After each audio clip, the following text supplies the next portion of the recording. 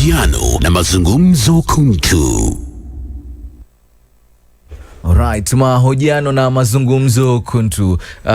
Victor Nyongesa, Mr. Victor Nyongesa, the CEO, Youth Agenda and Chair wa ILOG. Usijali, Mr. Victor. Ameninongonezea hapa. Swahili naona. Ameninongonezea na nuliza ai kaka. Can I speak in English? Unaweza kuchanganya. Unaweza kuchanganya. So long as tuweza kuelewana tu. Yeah, karibu sana Mr. Victor ndani ya studio zetu asubuhi ya leo. Asante. Karibu sana. Na nafikiri tutaanza hapo. Ni kipi ambacho mnajishughulisha nacho Mr. Victor ukiwa CEO wa Youth Agenda na Chair wa ILOG? Tuanzie hapo kwanza. It's a brief introduction to. Okay, asante sana kwa kunipa muda fursa hii niweze kueleza what we do as an organization. Kwa majina naitwa Victor Nyongesa. Mimi ndo CEO wa shirika lisilo la kiserikali Youth Agenda. Youth Agenda, it's a youth serving organization based in Nairobi, but we work across the country. In fact, it's the oldest youth serving organizations in Kenya. Organization in Kenya started in 1997. Ilianzishwa na vijana sita who at that time wali feel there was youth exclusion in matters governance. These 6 youth came together just to establish an organization that will consolidate the youth voice and channel it towards promoting inclusive governance. As an organization, like I said, we work across the country, and our focus is on promoting youth inclusion on matters, leadership and governance. We also focus on economic empowerment of young people. And lastly, we also invest based on our experience. We invest in strengthening other youth groups, chama za vijana, youth groups huko mashinani, just to strengthen their capacity to be able to execute their mandate. So hiyo ni kuhusu Youth Agenda. But for ILOG, where I serve as the chair, ILOG is a forum, a permanent forum, committed to promoting, to strengthening democracy in Kenya. It's a forum comprised of civil society organizations and even the faith-based organizations. And we do this through monitoring and observing elections. Yeah. That's nice. Na nafikiri Mr. Victor, kwa sababu tutazungumzia kuhusiana na the Youth Agenda, which nafikiri it's a very very important conversation and we must have, especially baada ya yale ambayo yametokea kutoka kwa maandamano ya Gen Zs na what we are seeing right now. Naangazia hapa kwenye ukurasa wa 5, ukurasa wa 4 wa gazeti la The Standard leo. Must go in clubs, must go in sports events. This is something ambayo ni vijana wenyewe walikuwa wameanzisha kuhusiana na leadership ya Rais Dr. William Ruto. So the two hats that you put on, kwanza as the CEO wa Youth Agenda na pili as the chair wa ILOG. Na najua ILOG umekuwa katika mstari wa mbele sana kufuatilia masuala ya chaguzi katika taifa letu. So tuangazie leadership ya Rais Dr. William Ruto from where you sit as a youth and as chair wa ILOG. Are we doing good as a country, Victor? Okay, thank you. I'll say we are not doing well as a country. It's because if you just look at what the citizens are saying out there, it's complaints from complaint to another. It's a question. I've even yesterday interacted with someone and she asked, is there anything that is working in this country ever since this regime came into office? But if you look at what happened last year, it's a culmination of the issues that citizens have been struggling with. Na ilifika point where vijana waliona it was the right time to move to streets, just to push for this government to listen to them. At the moment, wananchi kuna gharama ya maisha imeenda juu. kuna wale wana struggle na unemployment among young people. And what we are seeing with this regime is they keep on recycling the same old individuals wenye wamekuwa kwa serikali kwa muda wa miaka zaidi ya miaka 10. Ni kama mtu anatoka kwenye hii cheo akiingia cheo kingine, then vijana wanajiuliza kwani when will we get the opportunity even as for us to serve in these positions. So there are so many issues that citizens are struggling with, and they are the reasons why even we saw what happened last year. And even as we approach 2027, still citizen trust in this government is low. It's because of how the government has performed. And of course, when you interact with young people out there, I think they were promised this regime campaign on a bottom-up approach. But probably it seems like we didn't understand the meaning of bottom-up. What was the meaning, Mr. Victor?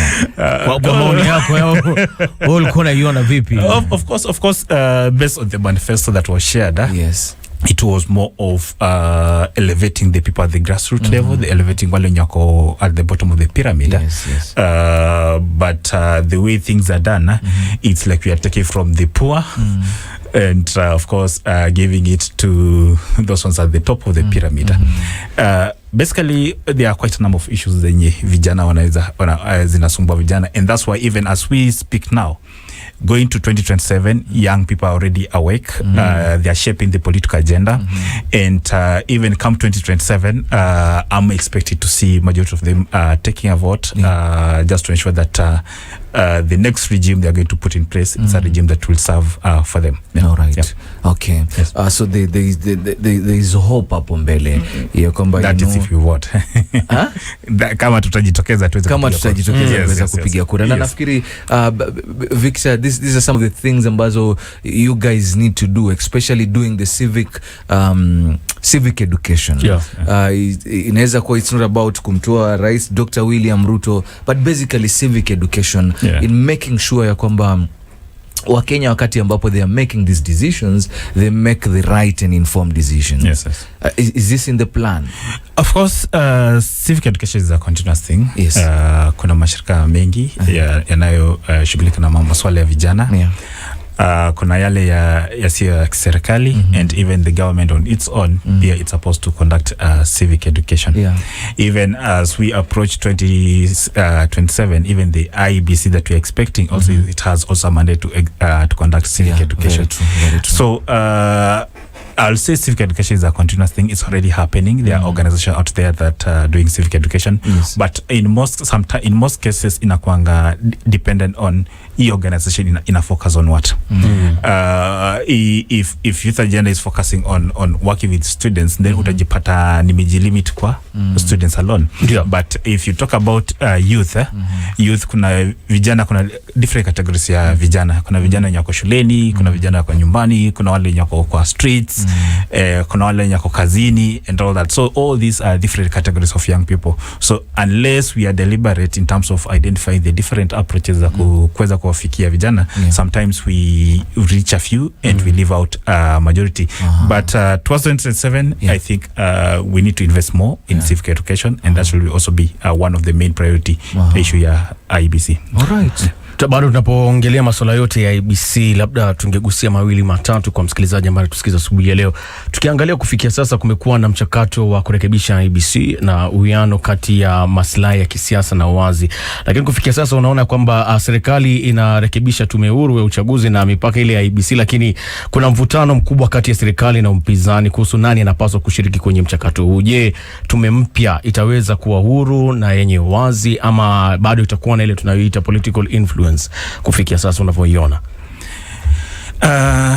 Kufikia sasa ningeweza kusema hivi, IEBC was supposed to be constituted way back in 2023 after the previous regime ile ilikuwa inaongozwa na Wafula Chebukati. The sheria inasema iko clear in terms of when do we start constituting another IEBC.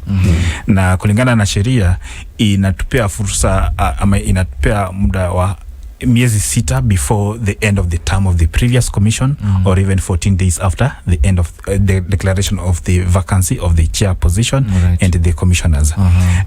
So even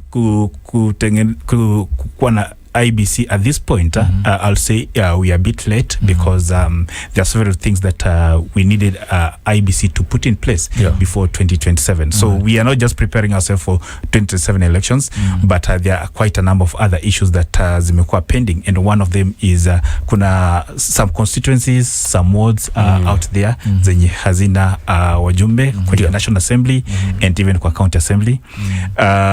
Kuna issue ya voter registration, which has been pending on hold for quite some time.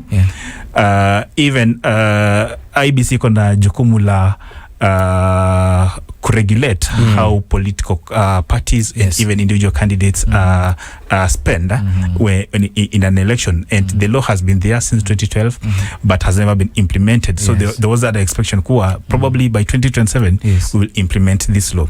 So kuna vitu mingi ambavyo IBC inafaa kufanya before tufike 20 uchaguzi wa 2027, but as things stand we might not have enough time to execute that, or we are likely to see an IBC that is going to rush to meet the timeline and all that. And of course, when we find ourselves in such a situation, sometimes even it lowers the trust from the citizens. It lowers the trust from the stakeholders on whether IBC really has the capacity to execute that. All right.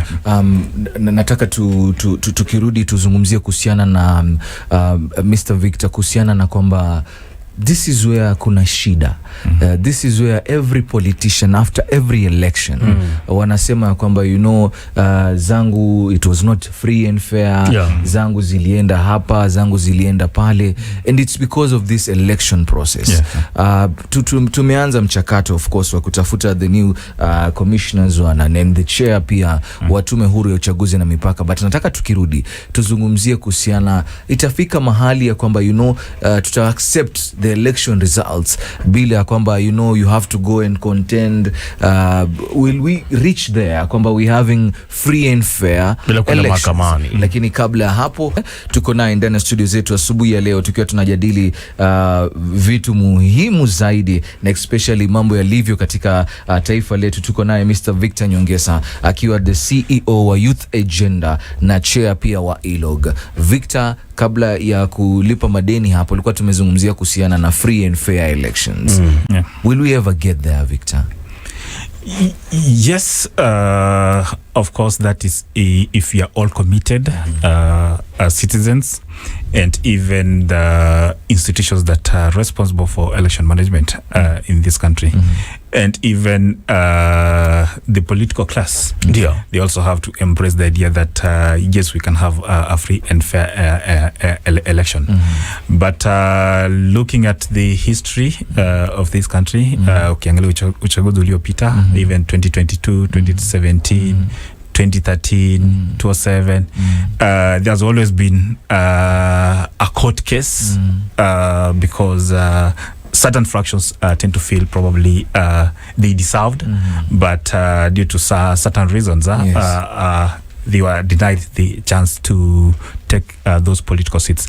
But as we speak now, as we approach even 2027, the constitution of the IEBC, it's being driven by what we call a selection panel.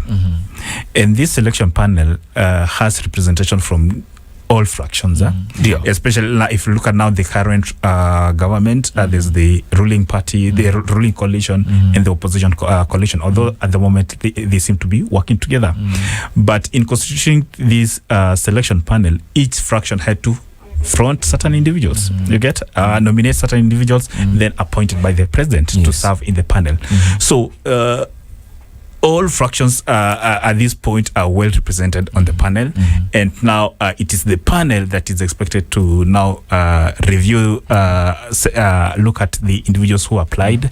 Now interviews are ongoing, and of course we are hoping that they'll give us the right person, they'll give us the right IBC that understands its mandate, an IBC that is committed to execute its mandate, and an IBC yenye haitakuwa na interference from the different political anchors in just affecting its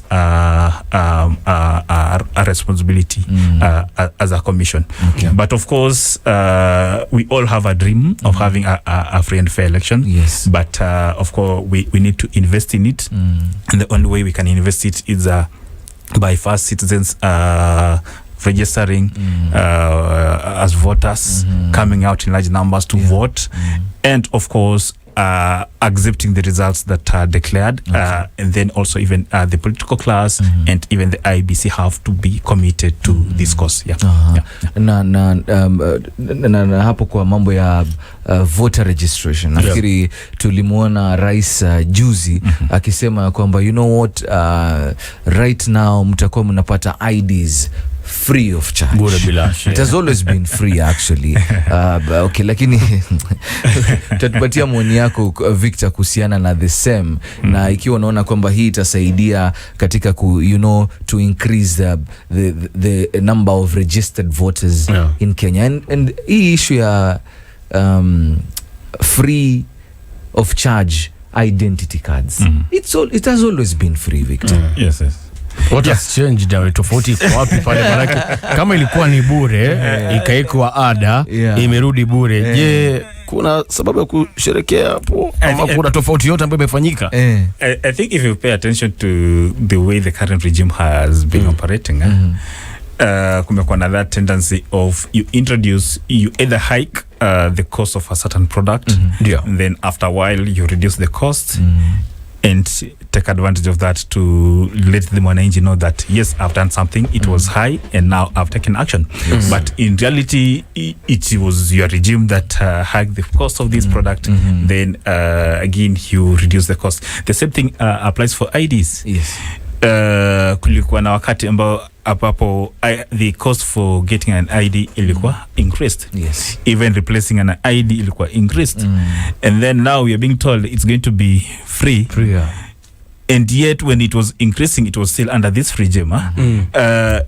Ni sisi wananchi nafaa kujiita mkutano nyuma ya tent tuweze kujadiliana, because we all see what is happening. We all know all the tricks the political class are using to ensure that they win and secure our votes.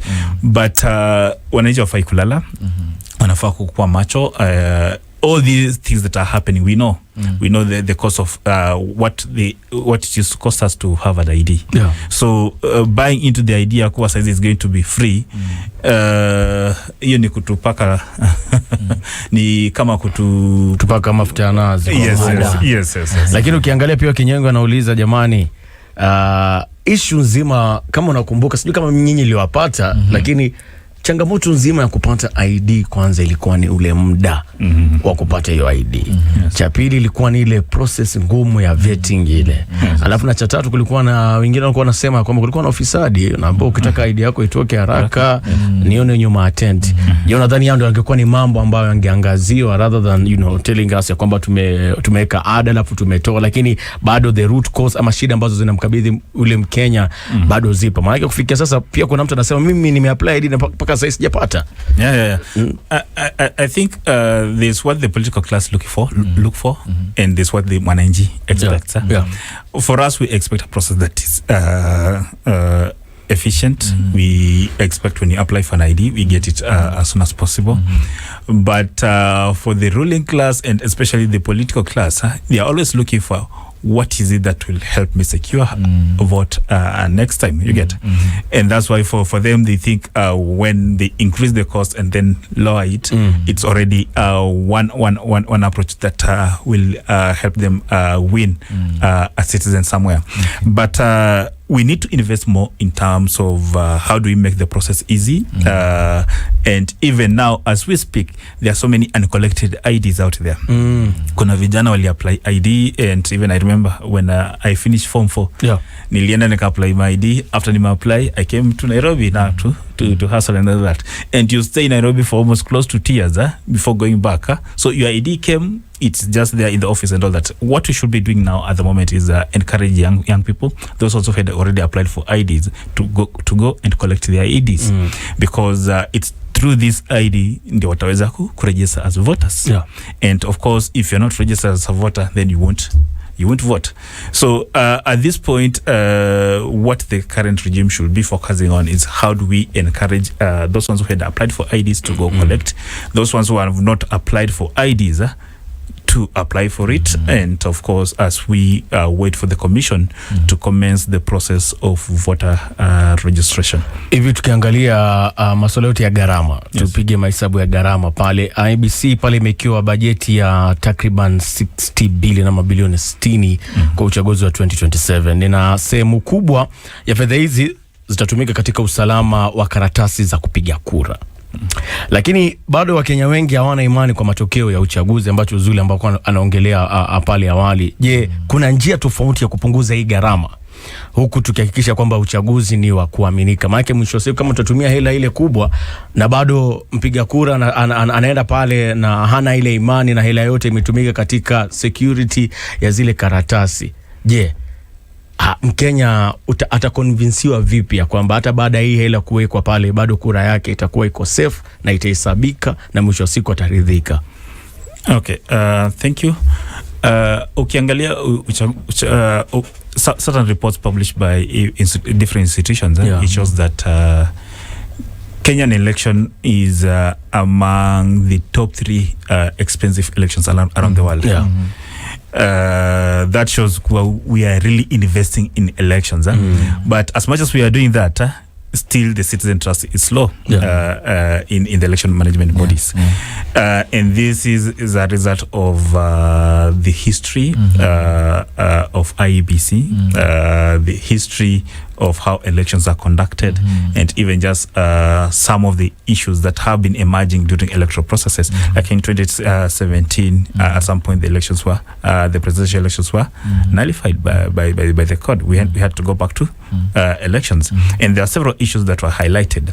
But if you interact with the citizens out there, people feel IBC to some extent tend to take sides. I'm not saying that's the case, but that's what the people out there feel.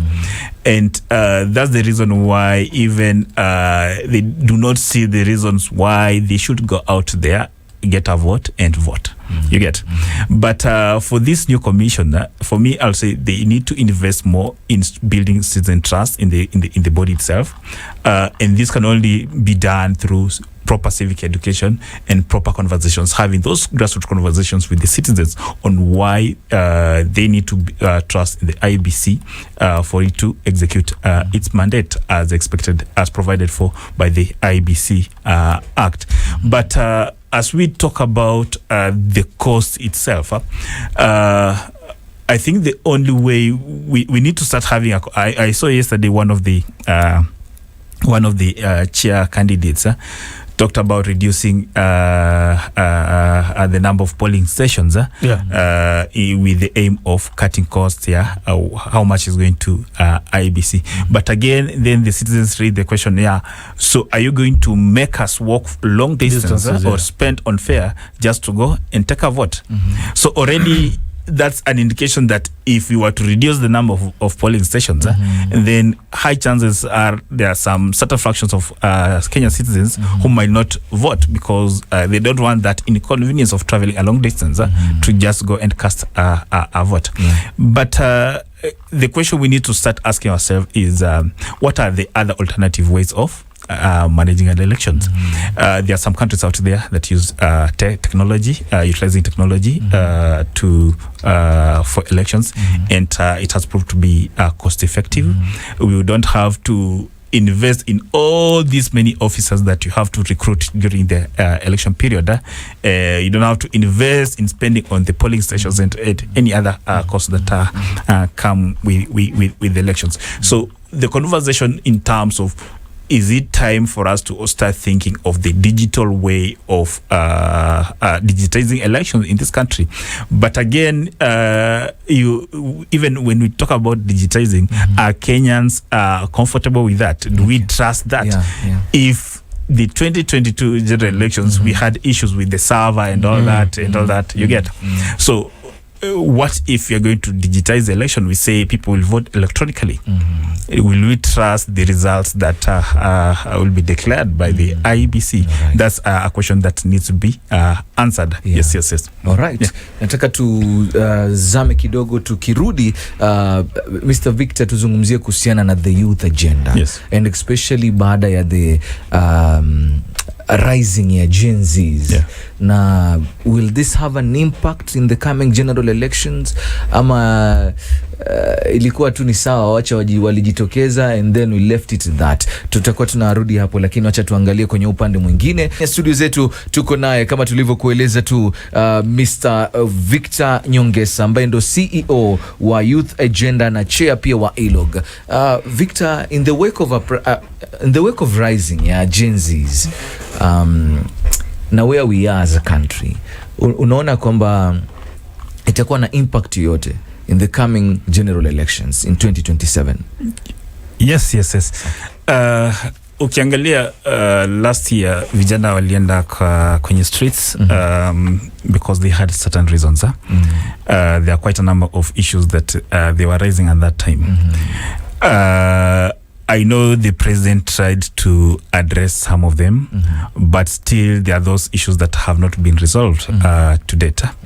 And as we speak now, still the vibrancy is still there. As much as we move, it's just the Gen Z uprising transformed. It metamorphosized from being on streets to now utilizing the tech. Yes.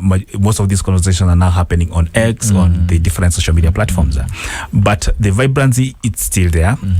Of course, despite some of the issues or the challenges we've witnessed, the abductions and all that. But as we speak, and based on the information we have, young people are going to play a huge role come 2027. They are already shaping the political agenda. And even yesterday in a certain conversation, we were saying that from the look of things, we are likely even to see young people not only just coming out to vote, but even to monitor and observe that elections. Don't be surprised seeing young people come up with a digital way of transmitting results, in a digital way of tallying results from all the polling stations. Yes. All this is possible, and from the look of things, young people want to do that. And that's why even us as an election observation platform, we are also looking at how do we tap in these resources, the numbers of young people out there, just to ensure that we also monitor and observe and ensure that the elections are free, credible and transparent as envisioned by the law. Yeah. Na nafikiri once we constitute the IEBC, Mr. Victor, ni kwamba I think utaangalia kwamba kuna litmus test ambayo inatungoja, and this is about the by-elections. Exactly. Kuna by-elections kwenye constituencies kadhaa katika taifa letu. And do you think IEBC is up to the task, Mr. Victor? Okay, at the moment, from the information we've received from the Secretariat, they've been complaining about limited resources to even do some of these things that we are expecting. And most of them, again, the information we have is they've been waiting for the IEBC to be constituted to execute this. The question we need to ask ourselves is, do we have a budget for the by-elections to be conducted?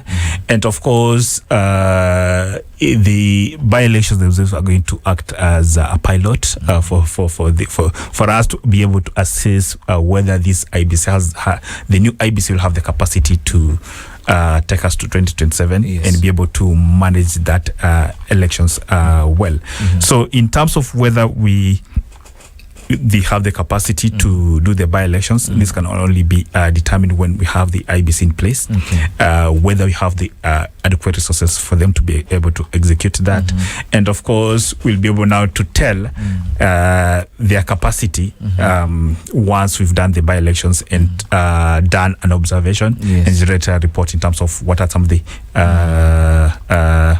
hits and basically what are some of the things we achieved and what are some of the gaps from the process and all that. And Victor, you've done a lot of election observation kama shirika la ILOG. Yes. It is fair, right? Fair. The process. The process and transmission and all that.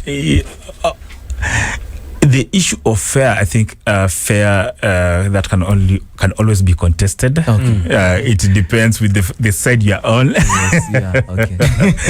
No, but from the process, from your experience in election observation, from your experience in terms of transmission of results, and the whole process of generally voting. What's your experience? Okay, I'll say first, the process is open. Yes. We all have this information. We know how the process takes place and all that. On the aspect of whether the process is fair, of course, I'll say to some extent it's fair for us as citizens. Of course, we're given the chance to take part and all that. But if you look at the only aspect where you feel probably it's not fair is especially in those areas where probably we see someone move to court and probably the court nullifies an election. Then it shows you that there are certain issues that led to the nullification of probably a certain political seat or an election. Of course, when you talk about that, then of course you need to ask ourselves, what are these underlying issues, or what are these reasons why the court took these decisions? And that's why it kills the aspect of fair, an aspect of fair election, probably in that for that position. So that's why I said it depends with the side you're in or the side you stand. But at the end of the day, the commission is expected to ensure that the process is fair, meaning everyone has the chance to take part, either as a voter, as a candidate, or even as an observer. And of course, everyone has equal opportunities, basically in the electoral process. All right. Naona my brother Erastus Kiboni yuko hapa, atakuwa anatuletea habari za sasa mwendo wa saa 3. Parting shot, Mr. Victor. My parting shot is one is directed to the IBC selection panel. Yes. Let them take time to assess the individuals and ensure that they give us a strong IBC that understands its mandate, an IBC that is going to be committed to execute its mandate, and of course not be swayed by political influence. And this can only be done if we stick to what the Constitution provides in terms of the key requirements or the eligibility for the chair position and even the eligibility for the 6 commission positions. All right. Tumekuwa naye ndani ya studio zetu asubuhi ya leo Mr. Victor Nyongesa, the CEO wa Youth Agenda and chair wa ILOG. Asante sana Victor, tutazidi kutafutana, you know, as kama alivyosema, civic education is a process, so tutazidi kutafutana, you know, tuzidi kumwelimisha Mkenya kawaida, and of course pia baada ya kwamba we having the IBC in place, we'll come sit down and have the same conversation. Thank you very much. Asante sana Mr. Victor Nyongesa. Tumpishe my brother Erastus Kibon na habari za sasa mwendo wa saa 3 asubuhi.